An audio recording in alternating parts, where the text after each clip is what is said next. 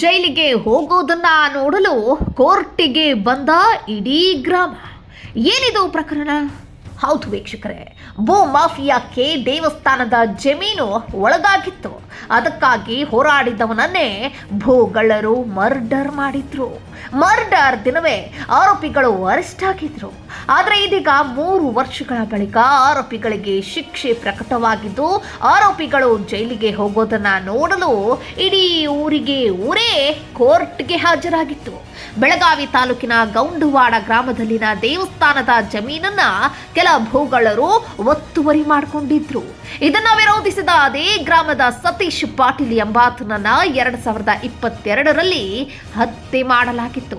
ಈ ಪ್ರಕರಣದಲ್ಲಿ ಅದೇ ಗ್ರಾಮದ ಒಟ್ಟು 25 ಜನ ಭಾಗಿಯಾಗಿದ್ರು. ಆದರೆ ಇದರಲ್ಲಿ 9 ಜನ ಆರೋಪಿಗಳನ್ನ ಬಂಧಿಸಿದ ಕಾಕತಿ ಪೊಲೀಸರು ದೋಷಾರೋಪಣಾ ಪಟ್ಟಿ ಸಿದ್ಧಪಡಿಸಿ ನ್ಯಾಯಾಲಯಕ್ಕೆ ಸಲ್ಲಿಸಿದ್ರು. ಶನಿವಾರ ಬೆಳಗಾವಿಯ 2ನೇ ಜಿಲ್ಲಾ ಮತ್ತು ಸತ್ರ ನ್ಯಾಯಾಲಯದ ವಿಚಾರಣೆ ನಡೆಸಿ 5ವರಿಗೆ ಜೀವಾವಧಿ ಶಿಕ್ಷೆ ಹಾಗೂ 4ವರಿಗೆ 1 ವರ್ಷ ಕಠಿಣ ಶಿಕ್ಷೆ ವಿಧಿಸಿ ತೀರ್ಪು ಪ್ರಕಟಿಸಿದೆ.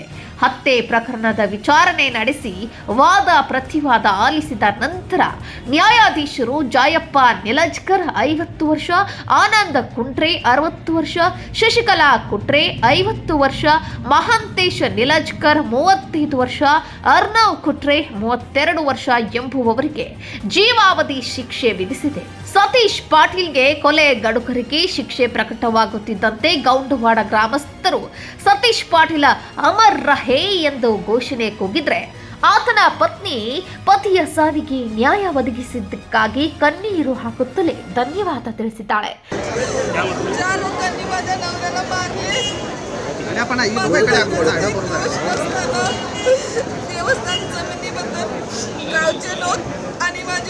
माझा नवरा गावची जमीन देवस्थाना मिळावी म्हणून प्रयत्न करत होते. राग मनात धरून ज्या लोकांनी माझ्या नवऱ्याला मारले त्यांना न्यायालयाने जन्मठेप दिली. मला माझ्या पाठीवर राहणारे माझा नवरा खरा होता, सत्यानं लढत होता.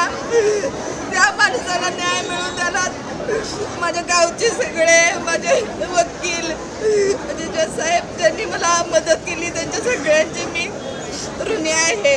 ಒಟ್ನಲ್ಲಿ ಅಮಾಯಕನ ಕೊಲೆಗೆ ಇಡೀ ಊರೇ ಆಕ್ರೋಶ ಹೊರಹಾಕಿದ್ದು, ಕೊಲೆ ಗಡುಕರು ಜೈಲಿಗೆ ಹೋಗಿದ್ದನ್ನ ನೋಡಿ ಸಂತೋಷಪಟ್ಟಿದ್ದಾರೆ. ಕನ್ನಡಿಗರ ಮೆಚ್ಚಿನ ನಿಮ್ಮ TV20 ಕನ್ನಡ ವಾಹಿನಿ ಇದೀಗ ಟಿವಿಯಲ್ಲಿ ಲಭ್ಯ. ಕರ್ನಾಟಕ ಮತ್ತು ದೇಶ ವಿದೇಶದ 360 ಡಿಗ್ರಿ ಸುದ್ದಿ ವಿವರವನ್ನ ಪಡೆಯುವುದಕ್ಕೆ TV20 ವಾಹಿನಿಯನ್ನು ಲೈಕ್ ಮಾಡಿ, ವಿಡಿಯೋಗಳನ್ನು ಶೇರ್ ಮಾಡಿ, ಕಮೆಂಟ್ ಮಾಡಿ, ಸಬ್ಸ್ಕ್ರೈಬ್ ಮಾಡಿ.